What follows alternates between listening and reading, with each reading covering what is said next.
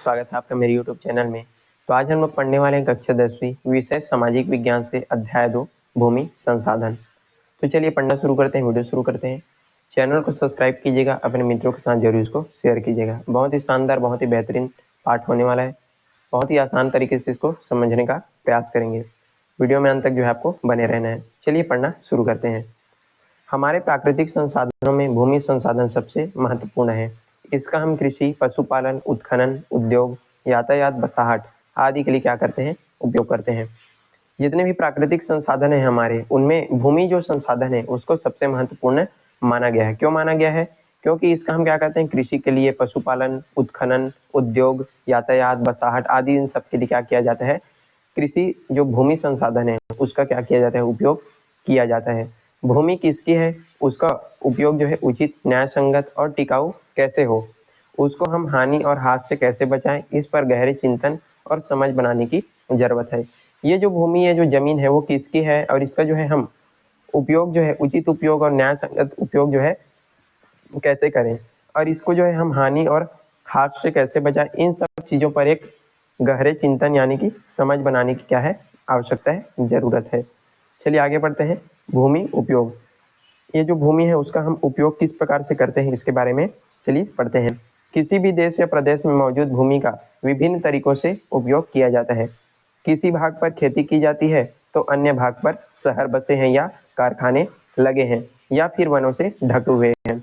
कोई भी देश हो गया, कोई भी प्रदेश हो गया, वहां पर जो मौजूद जो भूमि है, उपलब्ध भूमि है, उसका जो है अनेक प्रकार से क्या किया जाता है, उपयोग किया जाता है। हम अनेक प्रकार से उसका उपयोग करते हैं। कैसे? किसी भी एक भाग पर क्या किया जाता है, खेती कर लेते हैं, या फिर किसी अन्य भाग पर वहां पर क्या है, शहर बसे हुए हैं, या फिर कोई जगह क्या है, कारखाने लगे हुए हैं, या फिर कोई जो भूमि है वो किससे, जंगल से, वनों से ढकी हुई है। तो इस प्रकार से जो है अलग अलग तरीके से इस भूमि का उपयोग जो है किया जाता है। किसी देश या प्रदेश के लोग अपनी भूमि का जो उपयोग करते हैं उसको भूमि उपयोग कहा जाता है। आपको इसको याद रखना है। कोई भी देश हो गया, कोई भी प्रदेश हो गया, वहां के लोग अपनी भूमि का उपयोग करते हैं, उसको क्या बोला जाता है, भूमि उपयोग कहा जाता है। यह उपयोग हमेशा एक जैसा नहीं रहता और समय के साथ बदलता रहता है। ये जो उपयोग है वो हमेशा जो है एक जैसा रहता है क्या? नहीं रहता, बिल्कुल भी ये जो है नहीं रहता। वो जो है समय के साथ इसमें बदलाव होते रहते हैं। जैसे कैसे बदलाव होता रहता है, कहीं पर जो है वन है तो उसको जो है काट करके क्या लगा दिए, कारखाने लगा दिए। अब कहीं पर खेती हो रही है तो वहां पर जो है और कुछ जो है कर लिया गया, उसको जो है उत्खनन के लिए उपयोग कर लिया गया, या फिर कहीं कुछ चीज उसमें और बना दिया गया। तो कहने का मतलब ये है कि उसका जो भूमि का उपयोग है हमेशा एक जैसा नहीं रहता, वो जो है समय के साथ बदलता रहता है। भारत का कुल भौगोलिक क्षेत्रफल 32.8 लाख वर्ग किलोमीटर है, परंतु इसके 93% भाग पर ही भूमि का उपयोग का सर्वेक्षण किया गया है। इसके जो है 93% भाग पर ही क्या है, भूमि उपयोग का सर्वेक्षण किया गया है। नीचे दी गई तालिका में हम भारत के कुल भूमि का उपयोग किस तरह किया जाता है और यह देश की स्वतंत्रता के बाद किस तरह बदल गया, ये जो है देख सकते हैं। चलिए देखते हैं भूमि उपयोग। ये जो है बहुत ही पुराना आंकड़ा है, तो इसको जो है आप समझने का प्रयास कीजिएगा कि किस प्रकार से जो है समय के साथ, हमने अभी पढ़ा कि समय के साथ जो है भूमि का उपयोग जो है बदल जाता है या फिर उनमें जो है कुछ बदलाव हो जाते हैं। तो इसी को जो है यहाँ पर आंकड़े के रूप में दिखाया गया है। भूमि उपयोग भारत में जो है 1950-51 है और ये जो है 2010 और 11 के बीच। तो इन दोनों में जो है कितना डिफरेंस है ये जो है देखते हैं। ये जो है कृषि भूमि, ये जो है 42% थी, लेकिन इधर 2010-11 में कृषि भूमि कितना हो गया, 46%। ये इसी प्रकार जो है आप लाइन से समझने का प्रयास कीजिएगा। उपवन भूमि कितना था, 7%, ये जो है अब कितना हो गया, 1%। वन भूमि 14% था, ये जो है 23% यानी कि बढ़ गया। चराई भूमि जो है 2 से 3% हो गई। बंजर भूमि थी वो जो है 10% हो गई। परती भूमि 10% थी, इधर जो है 8% हो गई। और अकृषि भूमि जो है 4% थी, इधर जो है 2010-11 में कितना हो गया, 9%। तो दोनों में जो है अंतर देख सकते हैं कि किस प्रकार से समय के साथ ये जो है इनका जो उपयोग है वो बढ़ गया, या फिर मतलब इनको जो है अलग अलग तरीके से इनमें कम ज्यादा का अंतर यहाँ पर दिखाई देता है। ये जो है भारत में कृषि भूमि का उपयोग, ये जो है आंकड़ा हम देख गए। चलिए अब एक एक करके इसको समझने का प्रयास करते हैं कि कृषि भूमि, वन भूमि या फिर बंजर भूमि, चराई भूमि, परती भूमि, ये जो है क्या चीजें होती है, इसको जो है एक एक करके समझते हैं। तो पहला आता है वन भूमि, और इसको जो है बहुत अच्छे तरीके से आपको याद रखें, क्योंकि ये जो है आपके परीक्षाओं में बिल्कुल पूछे जाते हैं, तो अच्छे से इसको समझना है। और मैं भी अपने तरीके से जितना आप आपको समझा सकूं, समझाने का प्रयास करता हूँ। चलिए पढ़ते हैं। इसी भूमि में वनस्पतियों की प्रचुरता वाले क्षेत्र सम्मिलित होते हैं जिसे वन कहा जाता है। सॉरी, इस भूमि में जो है वनस्पतियां होती है, बहुत सारी वनस्पतियां होती है, और इसमें जो है इस भूमि को क्या बोला जाता है? वन भूमि कहा जाता है, वन क्षेत्र इसको कहा जाता है। इस वन का उपयोग जो है लकड़ी, कंदमूल, जंगली फल, औषधियां, पशु चारण इत्यादि में क्या किया जाता है? इसका उपयोग किया जाता है। जो वन भूमि है, यानी कि जहाँ जिस भूमि पर क्या है? वन है, जंगल है, उसको क्या बोला जाता है? वन भूमि बोला जाता है। और इसका जो है उपयोग किस प्रकार से करते हैं? यहाँ से जो है लकड़ियाँ जो है ला लेते हैं, कंदमूल जो जंगली जो कंदमूल है उसको लाते हैं, जंगली जो फल हैं, औषधियाँ, जड़ी बूटी हो गया, या फिर अपने पशुओं को चराने इत्यादि में इस वन भूमि का क्या किया जाता है? उपयोग किया जाता है। भारत में विगत 60 वर्षों में वन भूमि जो है 14% से बढ़ करके 23% हो गई। ये जो है बहुत पुराना आंकड़ा है। वैसे अभी की यदि हम बात करें तो अभी आप सब लोग को पता है कि बहुत जो है वनों की कटाई जो है हो रही है, और वन भूमि या वृद्धि जो है 1970-71 तक हुई, और इसके बाद वन भूमि लगातार क्या है? स्थिर है। ये जो वृद्धि हुई है वो 1970-71 की बात यहाँ पर हो रही है, तो बहुत ही पुराना आंकड़ा यहाँ पर है। इसके बाद ये जो है पूरी तरह से स्थिर हो गई, यानी कि इसका जो विस्तार है वो लगभग जो है कम हो गया। हमें याद रखना होगा कि वन भूमि से आशय वह भूमि जिसका उपयोग वन के रूप में होना है। यह जरूरी नहीं कि इस पूरी भूमि पर क्या हो? वन हो।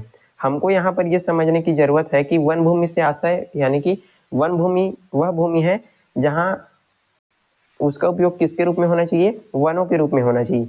लेकिन ये जरूरी नहीं है कि पूरा उस जगह पर क्या हो? जंगल हो, यानी कि वन हो। उदाहरण के लिए 2010 में केवल 19.05% जमीन पर वनों से ढकी हुई थी, जबकि वन भूमि कितनी थी? 23% थी। 2010 की यहाँ पर बात कर रहे हैं तो उस समय जो है सिर्फ कितना था? 19.05% ही भूमि कितना था? वनों से ढका हुआ था। लेकिन टोटल जो वन भूमि कितना था? 23% था। तो यहाँ पर देख सकते हैं कि टोटल जो है 23% है, लेकिन उसमें वन जो पेड़ पौधे वो कितना था? सिर्फ इतना ही था। ये जो है इतने भाग ही पेड़ पौधों से क्या था? ढका हुआ था। तो इसी को जो है यहाँ पर समझाने का प्रयास किया गया है। जिस भूमि पर वन नहीं है, सरकार के द्वारा वनारोपण कराया जाता है। अब ये जो देख सकते हैं 23% जो है टोटल क्या था? वन भूमि था। 2010 की बात यहाँ पर हो रही है, लेकिन 19.05% क्या है? जो वनों से ढका हुआ भूमि था। तो जो बाकी जो इसमें जो बचा है उसमें सरकार द्वारा क्या किया जाता है? वन रोपण किया जाता है। तो ये था वन भूमि। वनों से हमें लकड़ी आदि तो मिलती है, मगर इसका महत्व इसके उत्पादन से कहीं अधिक है। वन से हमको लकड़ी, कंदमूल, औषधियाँ ये सब तो मिल जाती है, लेकिन इसका जो महत्व है वो कहीं अधिक है। कैसे अधिक है? वनों की एक विशेषता यह है कि वायुमंडल से कार्बन डाइऑक्साइड का अवशोषण कर ऑक्सीजन का उत्सर्जन करते हैं। पेड़ पौधे जो है क्या करते हैं? कार्बन डाइऑक्साइड को ग्रहण करते हैं और ऑक्सीजन छोड़ते हैं। ये बात आप सब लोग जानते हैं। इससे वायुमंडल में कार्बन डाइऑक्साइड की मात्रा कैसी रहती है? स्थिर रहती है, एवं ऑक्सीजन का क्या होता रहता है? नवीनीकरण होता रहता है। इससे क्या होता है? जो वायुमंडल है उसमें जो है कार्बन डाइऑक्साइड जो है कम होता है, और जो ऑक्सीजन का जो लेवल है वो उसका जो नवीनीकरण है वो होता रहता है।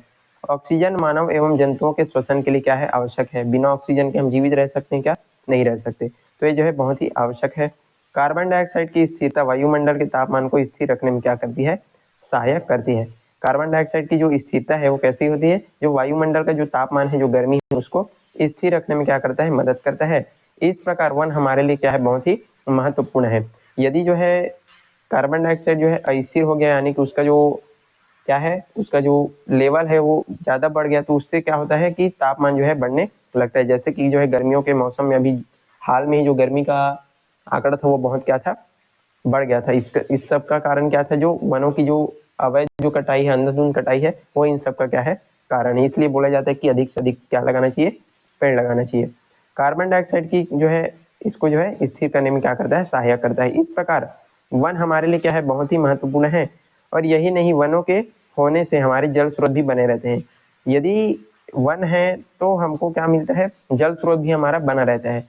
यदि पेड़ ही नहीं रहेंगे तो वर्षा भी नहीं होगी, और हमारे जल स्रोत भी जो है सूख जाते हैं। अभी मैं हाल ही की बात यदि आपको बताऊं तो कितना जो है भयानक गर्मी पड़ा था उस अभी, और जो है पूरे जो जितने भी ट्यूबवेल हैं, नदी नाले जो है पूरी तरह से क्या थे? सूख गए थे। ये जो आप जो है सभी लोग जानते हैं। तो ये सब जो है प्रभाव बहुत पड़ता है वनों के न होने से, पेड़ पौधों के न होने से।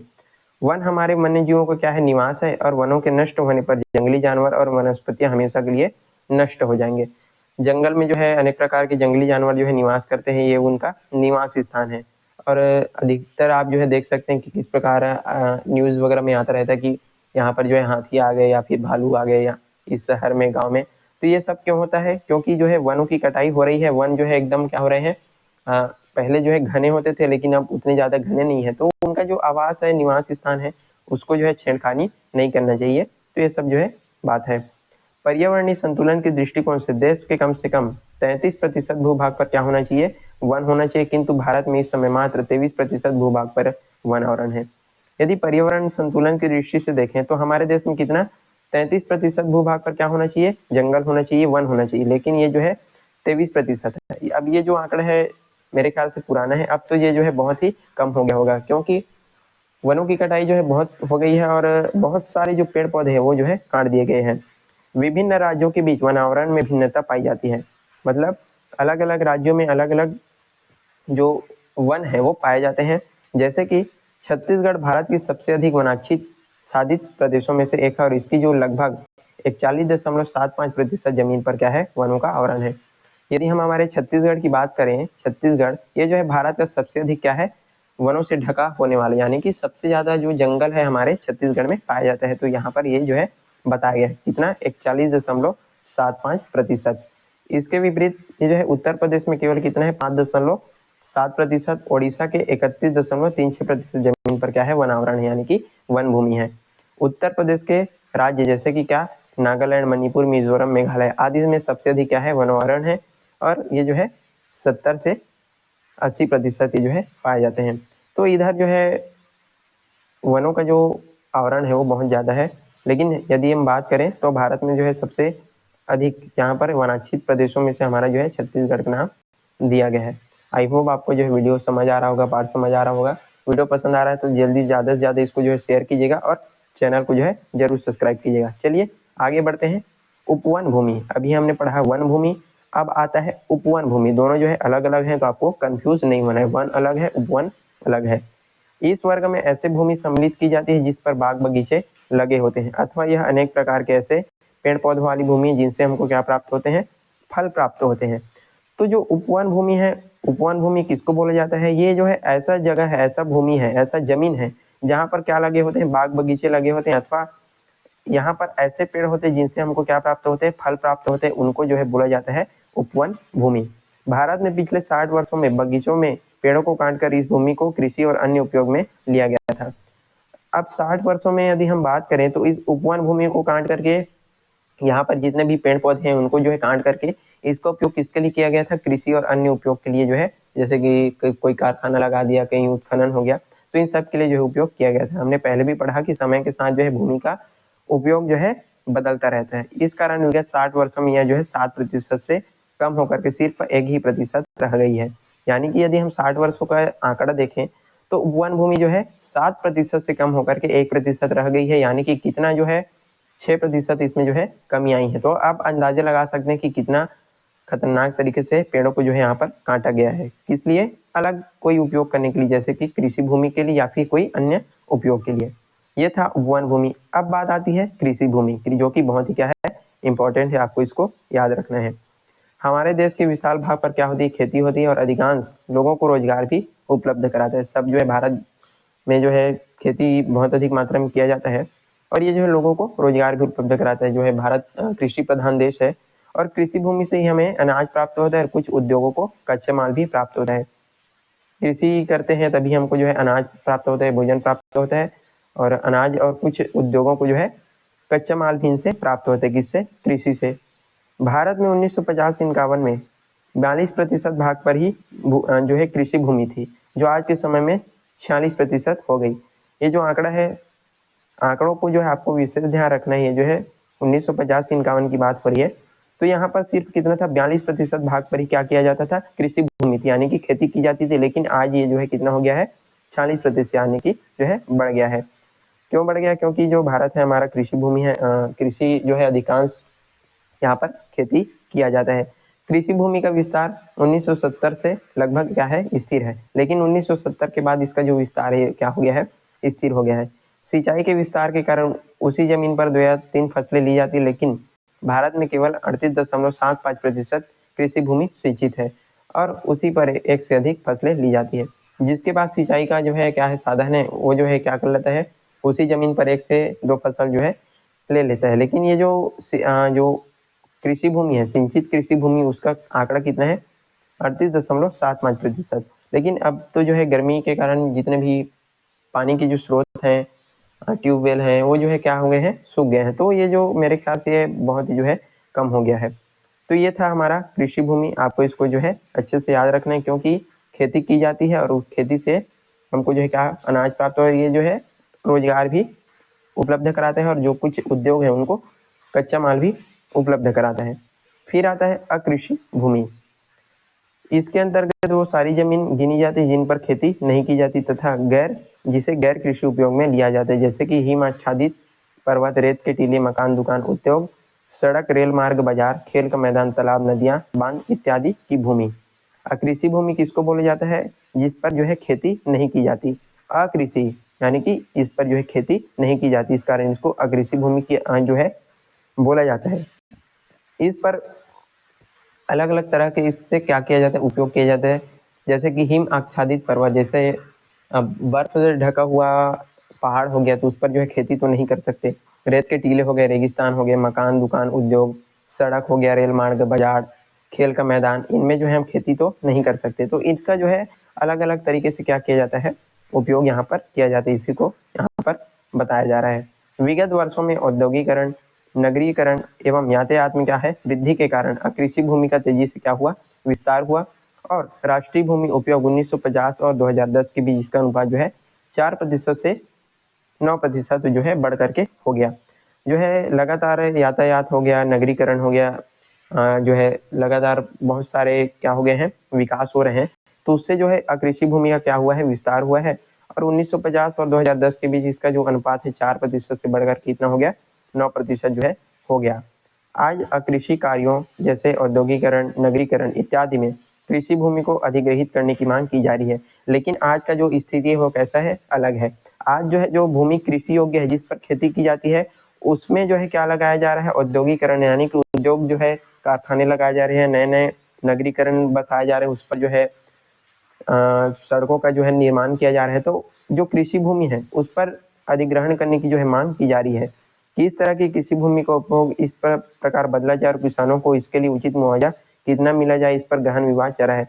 लेकिन किसानों से उनको जो जमीन है वो ले ली जाती है, लेकिन उनका जो मुआवजा है, उचित मुआवजा इनको नहीं मिलता। तो ये भी आज गहन विवाद जो है चल रहा है। अगर उपजाऊ बहुफसली भूमि पर उद्योग लगे तो अनाज उत्पादन और देश की खाद्य सुरक्षा पर प्रतिकूल जो है प्रभाव पड़ता है। कोई भी कृषि भूमि है उस पर जो है क्या हो रहा है, खेती हो रहा है अच्छी तरीके से, 1 से 2 फसल इसमें लिया जा रहा है। अब उसको जो है हम हटा करके क्या लगा देते हैं, इसी भूमि पर जो है क्या लगा दिए, कोई कारखाना लगा दिए, कोई उद्योग धंधा लगा दिए। तो उससे क्या होता है, अनाज के उत्पादन से देश के जो खाद्य सुरक्षा है उसमें क्या करता है, प्रभाव पड़ता है। तो इस प्रकार से हमको नहीं करना चाहिए कि जो भूमि कृषि की योग्य है उसमें किसी प्रकार का कोई बदलाव नहीं करना चाहिए। अतः केवल कम उपजाऊ जमीन को इस तरह के काम में लिया जाना चाहिए, ये जो है उचित है। इसके बदले जो भूमि कम उपजाऊ है, जहाँ पर जो है खेती नहीं की जा सकती, तो ऐसे भूमि पर हम जो है क्या लगा सकते हैं, कोई भी दूसरा काम कर सकते हैं। लेकिन जो भूमि जो है खेती योग्य है उस पर जो है इस प्रकार से बदलना नहीं चाहिए। इस तरह किसानों को उनकी जमीन के बदले किस तरह से मुआवजा दिया जाना चाहिए, इस पर जो है अभी भी विवाद जो है चल रहा है। किसानों को जो है उनके जमीन का जो मुआवजा है वो अच्छी तरीके से, सही तरीके से नहीं मिल पाता। तो इस प्रकार आज भी इस पर विवाद चल रहा है। अगर किसी जमीन के उपयोग को बदला जाता है तो उसकी कीमत जो है कई गुना बढ़ जाती है, लेकिन किसानों का मुआवजा कृषि भूमि के आधार पर निर्धारित किया जाता है।